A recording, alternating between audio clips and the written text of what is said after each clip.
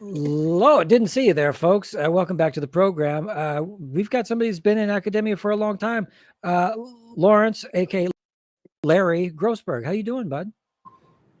As well as anyone better than most. These are terrible times to be alive. Well, tell me about it. Tell me something I don't know. Well, even worse times to be young. Yeah. You're lucky. You're old. You're going to see what? A few more? Yeah. You see, got it before? As all my friends say to one another all the time, well, we won't be around to see it. Disasters coming. We won't be, but then, you want to say to them, well, what about your children and your grandchildren or your friends' children or the children who live downtown? Do you not feel some responsibility? Yeah. No, not so much. It's we have short-term. Yeah. We have short-term thinking. What do you spent decades in institutions like academia and stuff? What are we getting worse in this sense too? We were just talking before about academia sort of being hoity-toity. It's a little high on itself. Has it changed much in the time that you've been there? Oh yeah, I mean, like anything, I was just thinking about how I would explain to my son what it was like to grow up in Brooklyn, where you played stickball and stoop ball in largely integrated neighborhoods, but didn't mean you weren't racist. So when I entered the university, whether I was naive or not, I believed you could actually find space to do the kind of thinking and research that I thought needed to be done. I thought it was a place where you could be an intellectual. And as I just said to you, for me, the starting point is the willingness to question what appears to be obvious and true, including your own stories and your own assumptions and your own values. And it was, at least it was more so than it is today. I think the space for being an intellectual, for really doing critical thinking, which isn't the same as what a lot of people call it, is your willingness to challenge yourself and to say, why do I assume that this is the nature of capitalism? Most of us talk about Marx all the time without having ever read him. Why do I assume that what I grew up thinking Marx was, or what I was taught, is the most useful way of using Marx? So, but I think it's getting more difficult. It's getting more difficult for economic reasons. It's getting more difficult for political reasons, obviously, these days. And it's getting more difficult because the culture itself is changing. I may be cynical, but I think it's become more careerist. I mean, I don't want to start by coming down on. I think. Well, you got to come down on the left right away. It seems like, because a lot of even on our side, the dogma is so thick that you can't even have an opposing opinion that might be, or admit things that are true, that are inconvenient to your narrative. That's a big deal.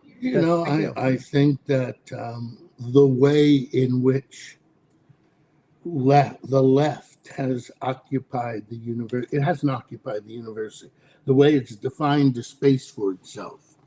I mean, a lot of my career was trying to create institutional space for people to do this kind of work. I think that the way in which it works today has become much more, people have accommodated to the kind of bureaucratic nonsense that every bureaucracy turns out. And they're not willing to take risks because they're risking their career.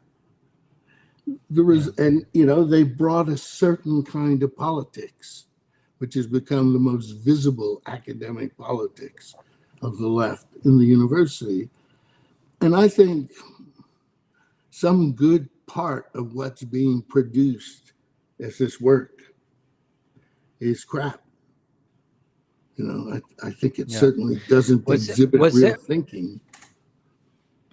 Was there an apex that we hit that all, you know, that you could pinpoint and say, oh yeah, that's when we took that left turn at Albuquerque. That was the minute the shit hit the fan. I mean, you know, I think the battle, you know, two things to say. The battle between the intellectual side of the university and the academic side of the university has been going on since the beginning of the 20th century. And sometimes the intellectuals win for some period in some disciplines, and then they lose again to the bureaucracy. But it's also the case, I think, that academics, as much as anyone, respond to the world outside them. And, you know, they're kind of responding, and they have been, let's say, since the turn of the millennium, somewhere around there, I think we reached the turning became obvious to me in ways it hadn't been, with the reactionary right taking over the right. Right? There are no conservatives anymore. There are revolutionary right-wing people who want to tear down one system and put up another. You know, that's what people did in the 18th century. You know, tear down the ancien regime, create the new capitalist democratic regime. I think. And where would you plot Democrats on that line too, as well? I mean, obviously, are they, in your opinion, center right? Well, the Democrats are trying to walk an impossible line. If by Democrats you mean the party. The party, yeah, just the establishment. But, you know, it bleeds over into what you might call liberal centrists or something. Yeah. They see the party being pulled to what they think of as extremes. Okay. But they also know that they can't win without those people. Right? We're the left to do what it did in 1968, when basically, you know, every left organization said, don't vote for Humphrey because he would not pledge to get us out of Vietnam. So we ended up with Nixon, you know, not the best political strategy. But, you know, were the left to do that again, the Democrats would be, well, they're already kind of lost, but even more so. The reactionary right understood that the only way they would gain any power was to take over the Republican Party. Not just be a voice in it, but take it over. You know, change its very nature, change its very commitments, change how it behaves, you know, change the way it talks. It's a different Republican Party. But then remember, the Republican Party started out as the party of Lincoln. So, you know, parties change as much as anything. I think the Democrats are going through a kind of moment when they need to change. And I think they can't figure out how to do it, right? Yeah. How to link a kind of liberal, democratic, pro-capitalist, I don't want to call it the center, I don't know where it is, version of the party with a social democratic version and an even more radical one built on sort of identity politics. Right. My analysis is, it seems like no matter what, you have the neoliberal establishment that has, you know, run out of ideas, and essentially we've deindustrialized the United States. We have no move left to make. And so what are the powers that be, the structures that exist? They're going to say, hey, let's do fascism or over. We're not going to. So we might as well swing hard. Anybody who comes in with radically different sort of rhetoric, and the United States, 60% of the people can't read above a sixth grade level. So of course they're fueled by, headlines and, salacious gossip and propaganda. So I just wonder, moves. What did you think about Mamdani winning? Is this something that gives you any hope that we could impose more socialist stuff in this country, or are they going to start killing us? I don't know. I don't predict the future. I just try not to be too surprised when it comes. There are lots of things that give me hope. I mean, the previous elections, are just give a lot of hope. Mamdani stands out. I don't know if people know this, but his father is one of the founders of what's called post-colonial theory in the academy. His father is a globally respected critical intellectual. I quite like his work, although I don't agree, but it's okay. We need to step back. There are different blocks in America, and they have different, often contradictory interests. This is not capitalism in control. Whatever Trump is, it's not capitalism in control. Good old-fashioned liberalism in the 18th century sense is capitalism in control, free markets. This is the neoliberal vision. Free markets, competitive. They're supposed to be competitive, but they rarely are. This is not capitalism in control. This is capitalism bending the knee to something else. The question is, what is that something else? And how has it gotten to the place it is?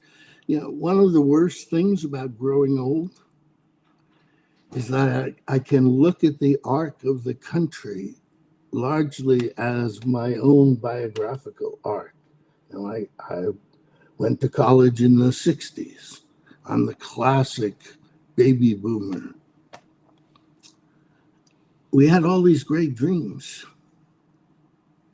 Now, they were naive, whatever, but we had great dreams, and look where it's gotten us. And what do you think killed that? Look, I grew up, I was just high on the energy from the 1960s, the music, the culture, everything at the time, and I still love what that was. Hey, let's take acid, just try to be nice to each other and stop bombing brown people in foreign countries. Hey, sign me up. And I'm 40 years too late. So I went to San Francisco when I was 20 with no money and a guitar strapped to my ass, thinking I was going to be, I'll be Bob Dylan over there or whatever. So I missed out. But for me, when Hunter S. Thompson said we had nothing to really offer, like we had all these great ideas, but they had no chance in hell at ever seizing power. What do you think killed that movement? Obviously, political assassinations. Say two things. One, it wasn't killed. It was transformed into a number of very different ideas about how to live and politics and things. There continues to be a social consciousness movement with its deep roots in that. And there continues to be a socialist movement. It continued. But as it continued, history isn't just one moment and then the next. There's everything in the between. That's what I write about. I don't know exactly what's going on today or how to stop it, but I think I know more. I have a better understanding of how we got from the 1960s to today. Because people, this is what politics do. And one of the things Trump and his machine, I now call it the Trump Limited Liability Corporation. One of the things they are masters of is using the languages, what I call the popular languages, the languages of the media. Right? People don't talk the way the New York Times writes. Trump does. And he acts the way they see on TV. And, a lot of people have spoken about how he was a reality TV show host and now he's president. And that's true. Now tell me what the relation is. Tell me what he's doing, because he is in a way reconstructing that movement with other movements. I don't know that they are fascists. I don't know that. I do pretty well think I know that part of this is about greed. It's not capitalism. It's just greed, wealth. But I don't know what it is. But I think by understanding how we got here and how it's working, how it uses, Trump transforms the world into a media world, or into lots of them, because they're all contradictory. And it's the world we're living in, and if his stories make sense to people who don't understand our stories, or whose traditions are so far away from ours that they can't grasp it, we have a problem. And I've written, I think part of the secret is the left cares too much about morality and ideas, rather than pragmatism. Thing to say. They think if you're a leftist, you have to hold these certain ideas. Right? Yeah. I think part of what's happened to American culture since the 1950s is that the media are more and more addressed to our feelings and to the ways those feelings are organized and applied to the world. Right? We have to learn how to cry. Right? Babies might cry, but it has no meaning to them. We have to learn not to cry at a wedding, even though I've been to weddings where I feel really sad and think I should be crying, but we learn how to live our emotional, what academics call affective lives. And I think the rise of this reactionary right is partly due to the fact that they understand that much more than the left. Right? Today, someone comes out of a movie, you don't say, let's go and get some coffee and talk about it. And, what do you think about it? You ask someone, how did it make you feel? What do you feel? What are you feeling? Yeah. Right? Feelings have become, on the left and the right, the exchange rate of ideas. Right? It matters less. See, my problem with some of the left is that I can say, I agree with you, but, and they tell me there is no but.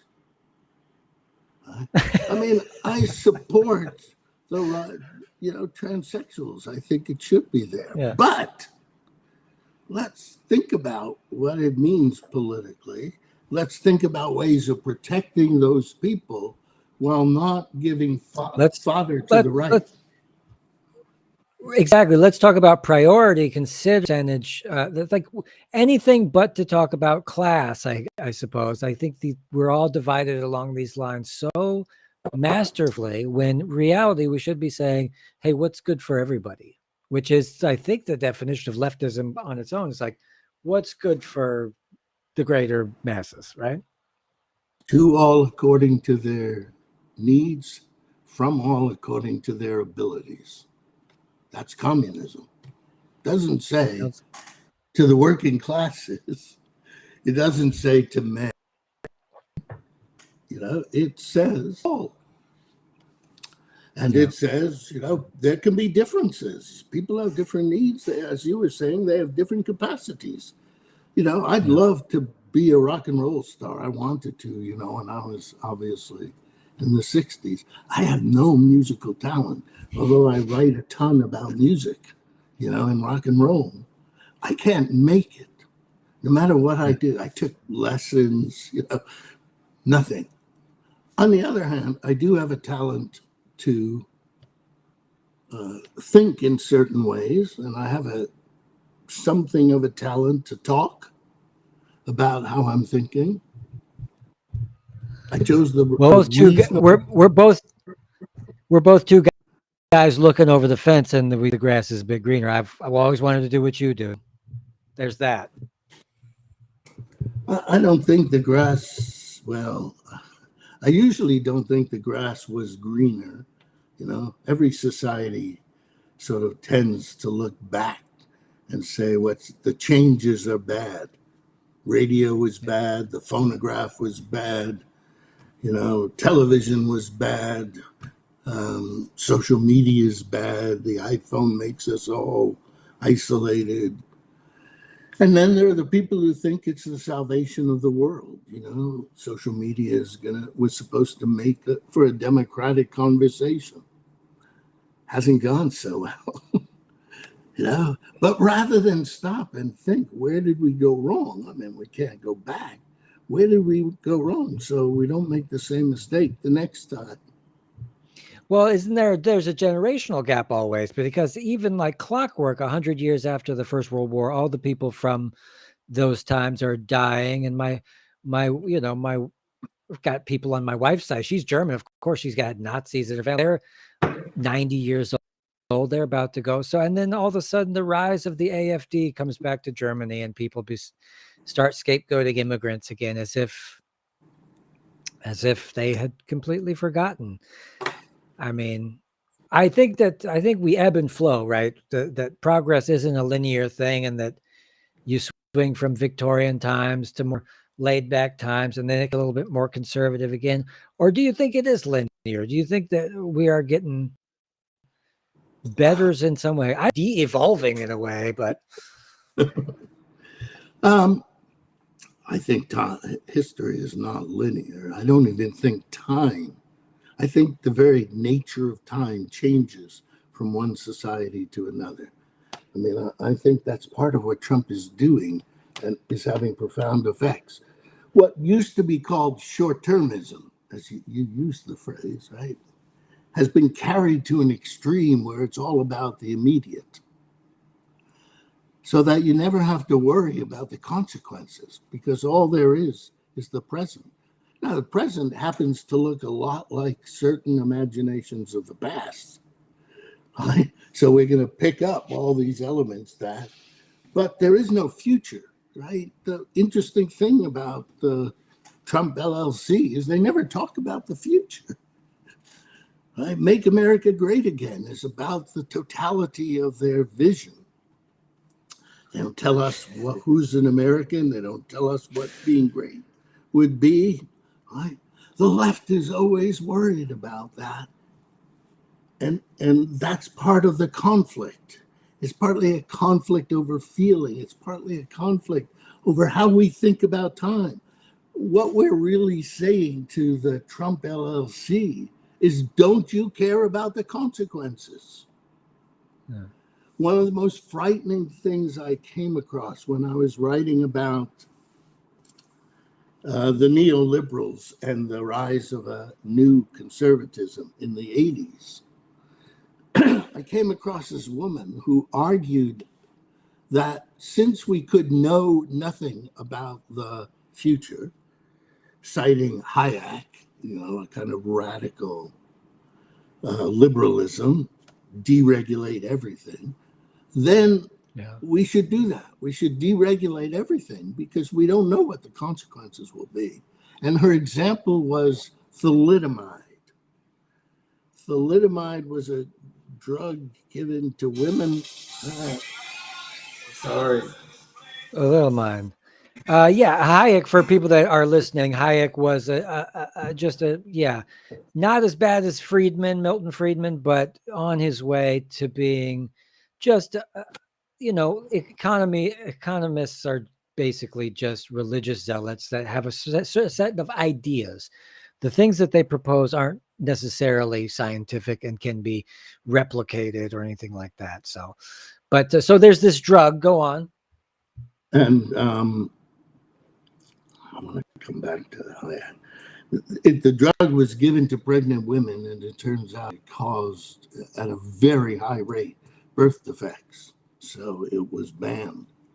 This author argued we shouldn't have banned thalidomide, even though we knew it had this effect, because it might have had other effects that were more positive and more beneficial. You can't predict the future. Why are you trying to regulate it? Now, economists are a problem because they think they're scientists, as you just said, and they're not. Talk to any physicist. One of my best friends is an astrophysicist. He laughs when someone says economics is a science, right? But there are thinkers. There are great thinkers in economics. Hayek was one. So was John Maynard Keynes.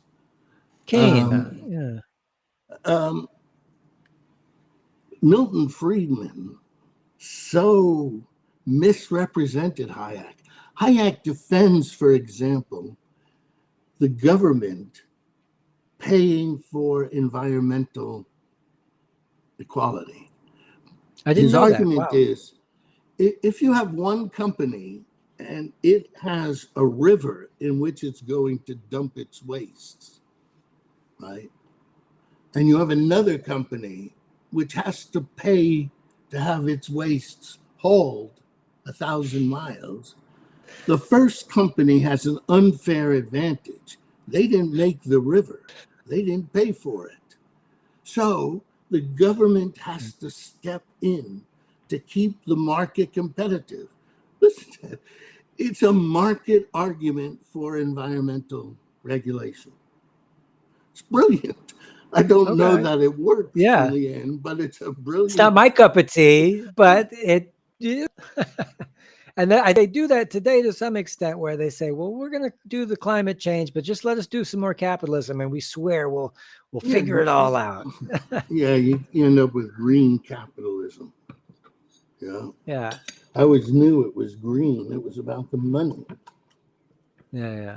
Oh, they nearly crucified Michael Moore when he exposed that they were doing the biomass, where they're just burning everything they could find. Well, we'll tear up the forest and burn that, and that'll be a more environmental claim. And then they came down on him because capitalism doesn't really have any much argument for that. But yeah, economists, not exactly. I want to come back to the 60s and the present. I mean, a lot of what the right did in the 80s and 90s, and then Trump after that, they took from the 60s left, right? William Buckley talks about it. Others have documented it. They learned more from the 60s counterculture than the left did, right? And one of the things they learned was how to use the media, right? I mean, my favorite group of the 60s, which is rarely talked about. Let's question the stories we take for granted about the 60s. The story I would have been told over and over, even though I was there, is there were two groups, the politicos and the hippies. And the hippies were, was it tune in, turn on, and drop out. Drop Peace, out, love, baby. and Yeah. understanding, right? And the politicals were the early equivalent of the democratic socialists and the anti-war movement. That isn't what the movement was like at all. It was chaos. People were in 15 different groups. I mean, there was, and because you didn't have computers or portable phones, there was a lot of bodies moving, coming together, going apart. And my favorite group in all that movement was a group called the Yippies, the Youth International Party. You know them. And they were kind of the Politico, they were a threesome, right? It was sex between the politicos and the hippies and all the cultural people, all the theater, music, dance, etc. They all came together. And the yippies produced these media spectacles, which were so brazen that the media had to cover them, even though they didn't want to cover the yippies. Their most famous. I was going to say my favorite line from Abby Hoffman was just where he quotes Abraham Lincoln and he says at the end, he said, "Abraham Lincoln, bearded freak." It was freak power, Make those kind of comments. So their most famous event was somehow they snuck into the New York Stock Exchange and they dropped 1,000 $1 bills on the floor of the New York Stock Exchange. And they filmed all of these wealthy stockbrokers trampling over each other, sometimes using physical force, violence, to get to $1 bill. I mean, this was capitalism in a way anyone could understand it, right? And, someone breaks into the New York Stock Exchange, media going to cover it. Now, of course, today, you'd have to think more carefully about, you couldn't do that because you'd be arrested as terrorists. Yeah. And, but then you could think of an event where you turn around and say, so anyone who drops money on someone else is a terrorist. Like we drop money on all these other countries, right?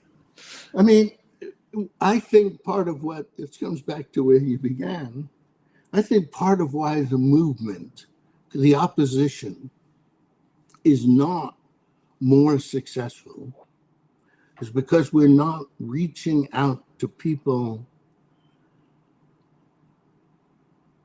who are in one way or another not quite willing to join us. They may disagree with us. Yeah. They may be afraid. They may just not care anymore. They may just, retreat to their whatever. We're not reaching out to them because we're not using the media. And so I'll give you an example I just wrote about. I assume most of your viewers will remember, but it's been a while, where the Trump video where he flew over the protesters in a fighter jet and dumped shit on the protesters. Even some Republicans knew, on this occasion, they had to say that was disgusting and not very presidential. But what if we had, and then it disappeared. It disappeared. I can't remember this. No one ever calls me. Grand Central Station. Yeah. It disappeared. What if we kept it alive? What if we projected it onto courthouses, at lunchtime. What if we kept it in people's minds? What if we, now I hope I'm not advocating terrorism here, but what if you called the newspapers and said, in protest, I'm going to fly my little plane over the county library and I'm going to dump shit on all the people coming out of the library? I think the media would show up for that, if only to construct, the left as monsters. But of course, what you do when you fly over is you drop little brown sheets with wisdom on them. Right. Quote Thomas Paine, quote Hamilton, quote anyone you want, quote Gandhi, quote, just little educational quotes here, words from a rock and roll song, Don't fear the Reaper. Well, Buffalo Springfield, there's something happening here where it isn't exactly clear. See, it isn't clear. Don't assume we know it. The result is, people are very angry and very fearful.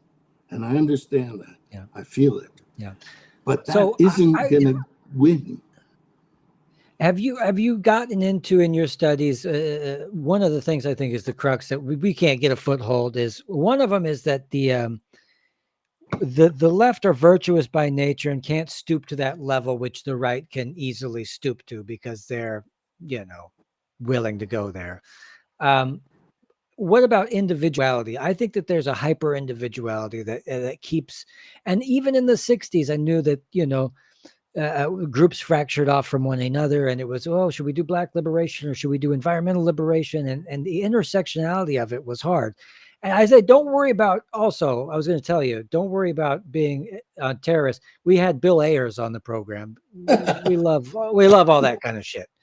And do you think that there's a culture of individuality that in a capitalist society that makes it so we can't actually get collective action going as good as we should? Well, there certainly is in modern capitalist societies a strong commitment to individuality. There is also, and has always been, a strong commitment to community. That's part of the contradiction of liberalism, right? So if you take, on the one hand, free, open, competitive markets, but on the other hand, you can do anything you want as long as you don't hurt your neighbor. Right? The morality pushes into a social existence. That was certainly there in the 60s, but the thing is, we all live contradictions. What looks like an unlivable contradiction doesn't feel that way living it. People live with contradictions, but I think it's also the case that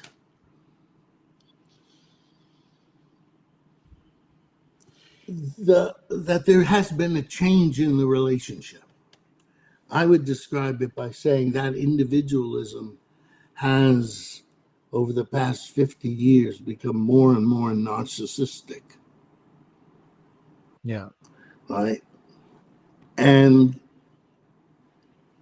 the social, the communal, it hasn't disappeared, but it's a much weaker impulse. So, I got to say this because I say it every time anyone will listen. The question I have for the present political opposition is, where's the music? You cannot imagine any previous social movement, progressive social movement, without its music.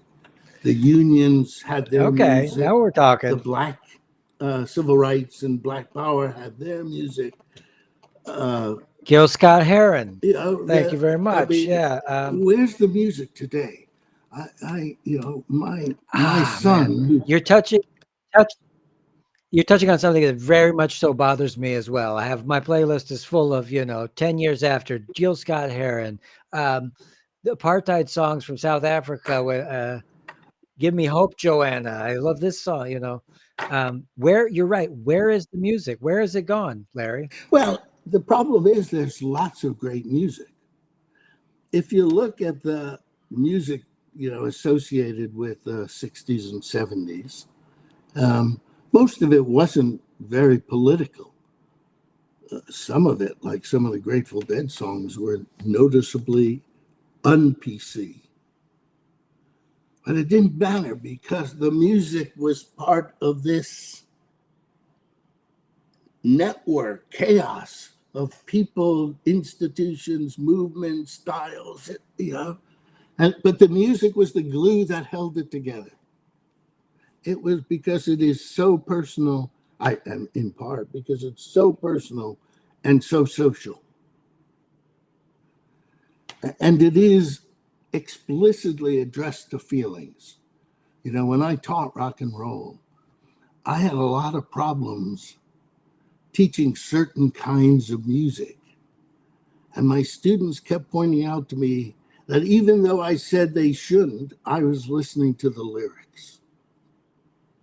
And it isn't about the lyrics, it's about what the music enables you to feel and how it enables you to cope with your feelings. You just break up, you have your breakup playlist. You want to feel good? That's playlist A. You want to feel depressed? Playlist B. We know how the music affects us. And each movement, the music changed. The music of the unions in the early 20th century was largely folk and some black music, but that was problematic. Country, the music of the civil rights movement was church-based and folk-based with blues. The music of the 60s was rock and roll, but that included folk music. Dylan was part of rock and roll even before he went electric, because it was part of our music. And what was that music? Oh, well, call it rock and roll. Doesn't matter. Rock and roll is here to stay, we thought. It is still here. There is great rock and roll music being made, but it isn't working the same way. Right? It isn't reaching out to your neighbor. It has to be attached to a movement. It has to be attached to a general time when any culture or art form gets attached to a movement that has that importance, like you did in the 60s. And without that, it goes away. Woody Guthrie as well in the working class days when they were fighting for workers' rights and union strikes and stuff. And you need that. And I don't see that. And this is thanks in part, I guess, to the corporatization of music and everything, where they have, John Lennon was one of the last guys that they would let spout off a bunch of anti-establishment stuff. And he conveniently was killed by a crazy person. But at the same time, they didn't like him. And I think to be on a corporate label today, to have a guy as outspoken as that, I don't think you see that. Would you? I don't. Yeah, I think rock and roll bought into capitalism from its birth. If for no other reason, then it was more expensive than previous music. You need an electric guitar, at least you need electric, and an amplifier, and and almost every musician I have ever met, ranging from superstars like Springsteen to, local bar bands, everyone dreams about making it rich. This isn't the blues, This is, it does often carry with it a sense of no future, but it celebrates itself, right? It's even the rock and roll blues, Led Zeppelin or 10 Years After, Right.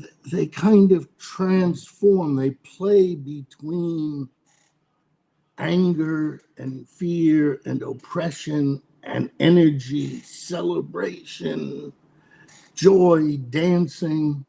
Right? I think there's music that still does that, but it can't seem to reach out. It can't reach beyond its fans. Thing about folk music, in the 60s or even early rock and roll. So there are still people doing great things on labels. Sure. They're always in the minority. Often they sneak something in, but these days they don't need to because they can go onto Instagram. And some of the best music is on Instagram. Yeah, that's true. As weird as that may sound. Okay? That is But true. why? But keeping it on Instagram isn't bringing it to the demonstrations. When my son, who's 30, goes to one of the No Kings protests, he cringes because all he hears are songs of my generation. This land is your land, blowing in the wind. Maybe an occasional black gospel song, we shall overcome. And he wants to know, you people not know that there's music after that? But the thing is, You know what I think? Yeah, please. I think, Larry, is that I think because in the glory days when you had this tiny window that things were shoved through, and that was the radio and the programming that was on the radio, the limited amount of radio and the television, and what was in the record store. That was like the window into that world. And now there are so many windows that it doesn't permeate the majority of the people like it does. Like everybody knows that song. Everybody knows that band. And that's probably part of it, is that too many fractures. I agree. And in musical taste as well, You can be a heavy metal fan. I mean, the extremes from heavy metal to narcissistic pop. Yeah. But I mean, what did you think when punk music came along? When punk music was a sort of, it was just what happened to the hippies, the discontentment, things got louder, faster, and angrier, and the message became more dire.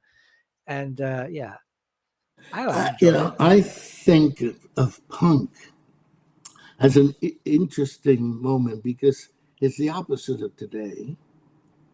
It did capture the feelings and speak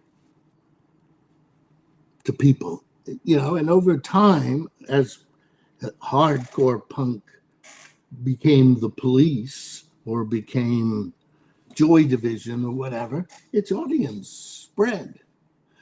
But it didn't have a movement. It was the anger at sort of Thatcher, just like there really wasn't a movement against Reagan and neoliberalism. Right.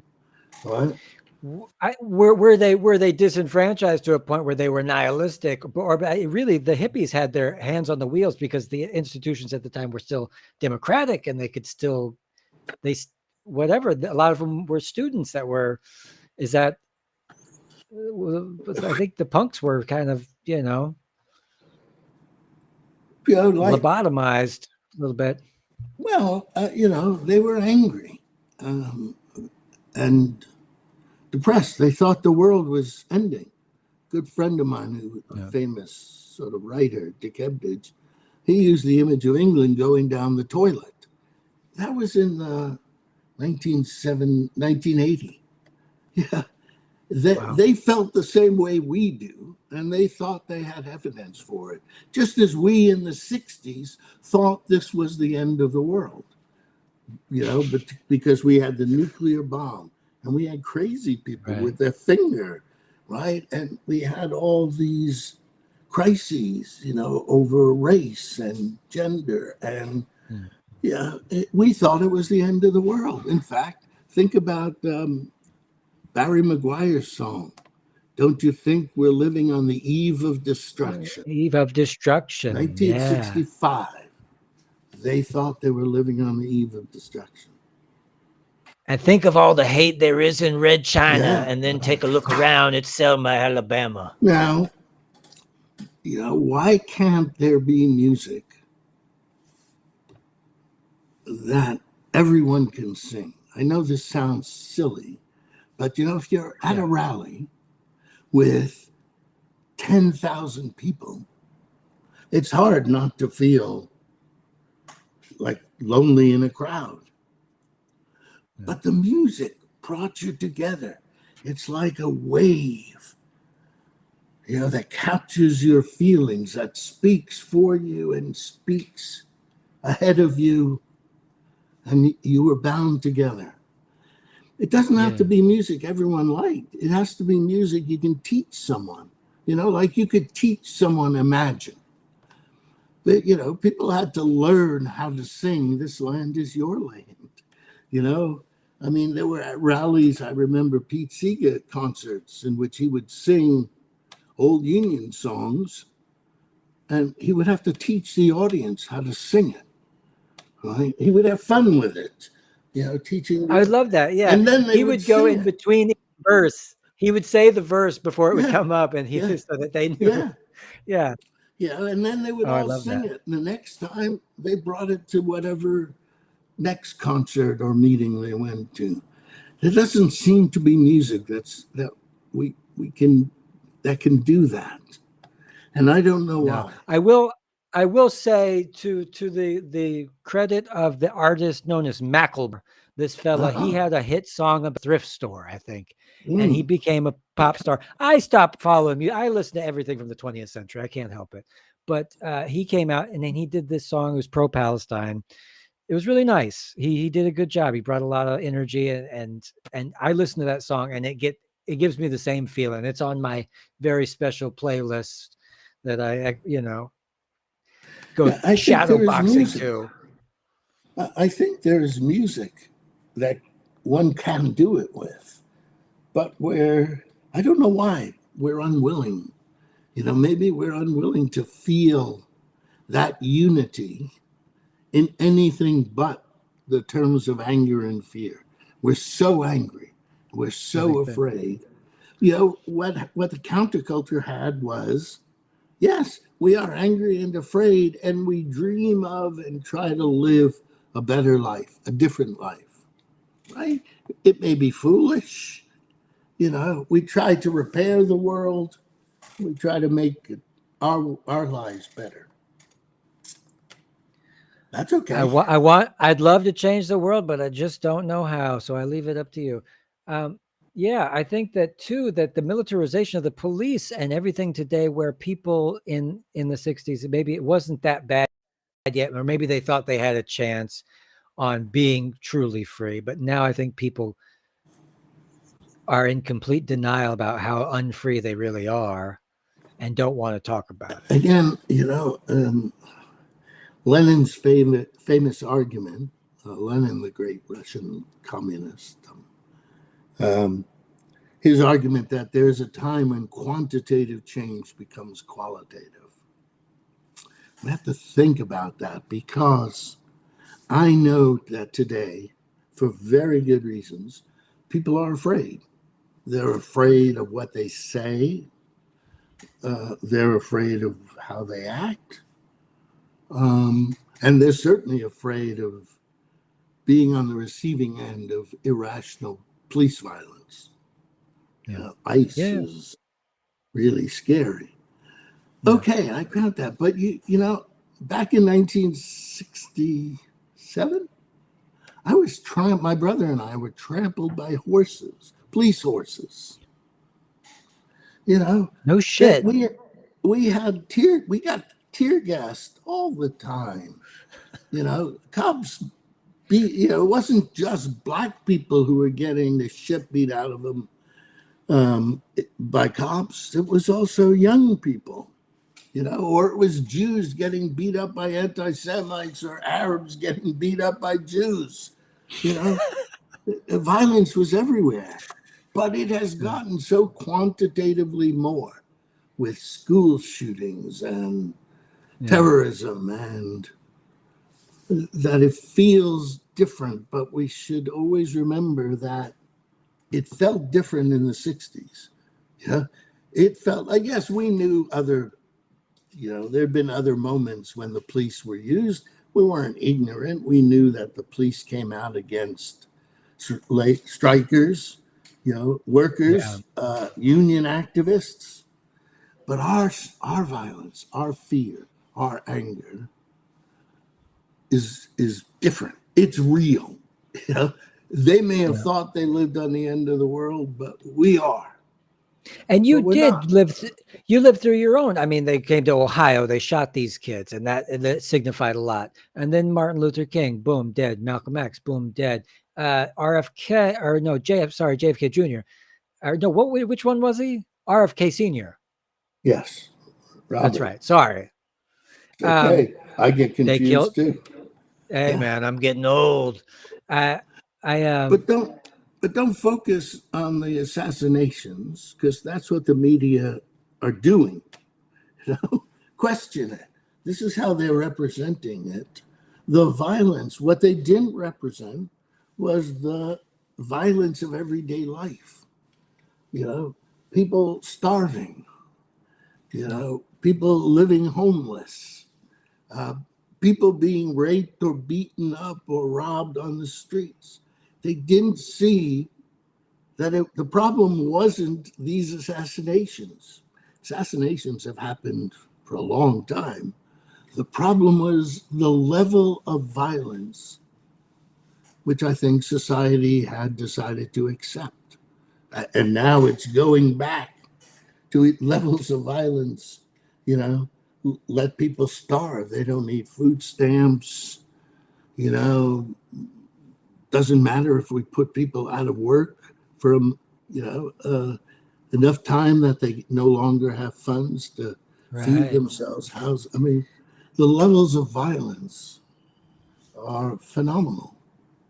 But, right, it's quantity always seeming like it's quality. This feels different, and it is. But learn the lessons of how you got from there to there.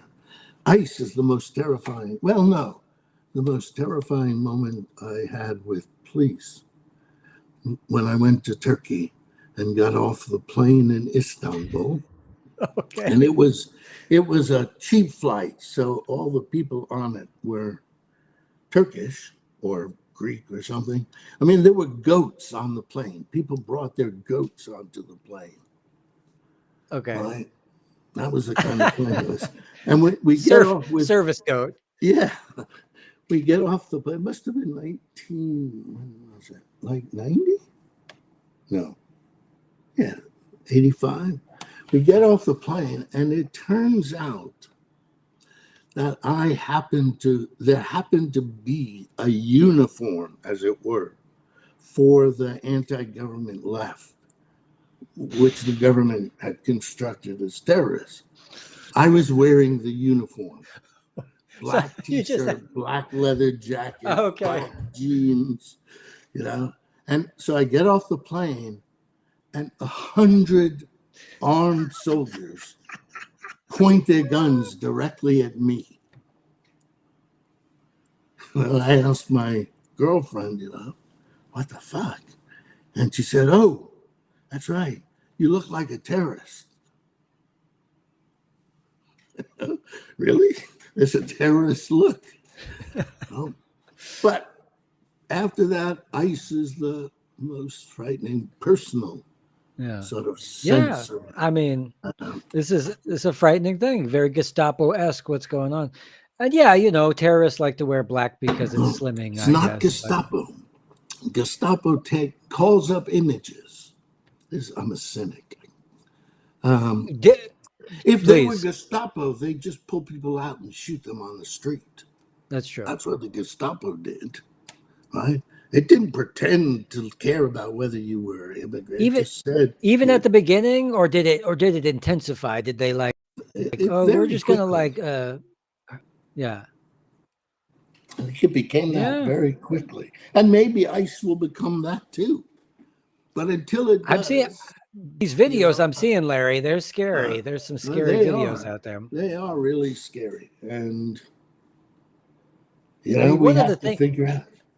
One of the things that I think is like the personal, it's Trump's personal army that has been, indoctrinated with all this fear and all this, hatred. And then they said, we'll pay you $50,000 to round up migrants who you hate. And they sign up in droves, ideologically driven to go get these jobs. And that's what bothers me the most, I guess, is that this seems the power is too controlled with technology nowadays. Yeah, but it's not as successful as we think. And so we need to tell stories that can speak. And so if I say to someone, you've been indoctrinated by the media to believe such and such, their response is likely to either be, well, go fuck yourself. I'm smarter than that. Or, well, okay, but you've been indoctrinated by the damn liberal media to believe all the shit you do. So It's not a very useful it's not a useful figure for the possibility of a relation. If I say, we live in overlapping cultural worlds. I may not share all yours and you don't share all mine, but whether some of them are deeply ingrained in our genes or some of them are part of the traditions or religions or what, we share some. So how do we understand each other? How do we understand why you are so angry and afraid and I am so angry and afraid, but I'm angry and afraid at you and you're angry and afraid at me? Yeah, there you go. How did we get to this point? How did we get to, I mean, when did we decide that we couldn't speak to our neighbors? Only when an empire declines does this conveniently happen, where all of a sudden we should throw those Jews down the well because they are magical, I heard. So, yeah. We are. We do control the world. There is a secret society of Jews. And we meet, every 5 years. Pushing your matzo balls on us, man. Yeah, well, we're going to make you all get circumcised eventually. We're working up to that.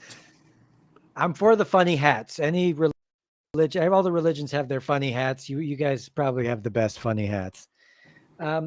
So before I go, anything you want to add? I mean, you come back and do this again. It was a real hoot. Yeah, but I didn't talk about the theory. I enjoyed this.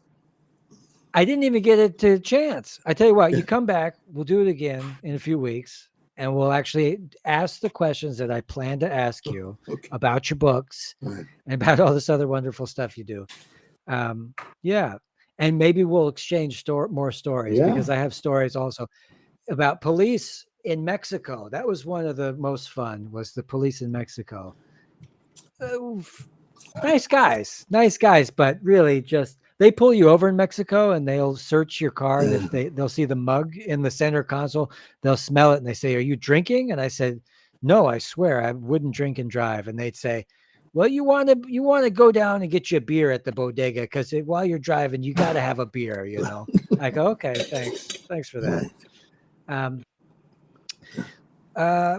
Well, let's just say till next time. Professor Lawrence Grossberg, Larry, one of the most influential figures in contemporary cultural theory and a founding voice in the development of cultural studies in the United States, longtime professor of communication studies and cultural studies at the University of North Carolina at Chapel Hill. Go Tar Heels. Grossberg is 4 decades interrogating the intersections of power, affect, politics, and culture. His work is rigorously theoretical, yet is grounded in lived conjectures, has continuously pushed the boundaries of how we understand culture's role in shaping both individual experience and collective life. A wonderful human being, and we can't wait to have him back. Lawrence Grossberg. Let's say goodbye to everybody, and we'll chat briefly after. Guys, take it easy, y'all.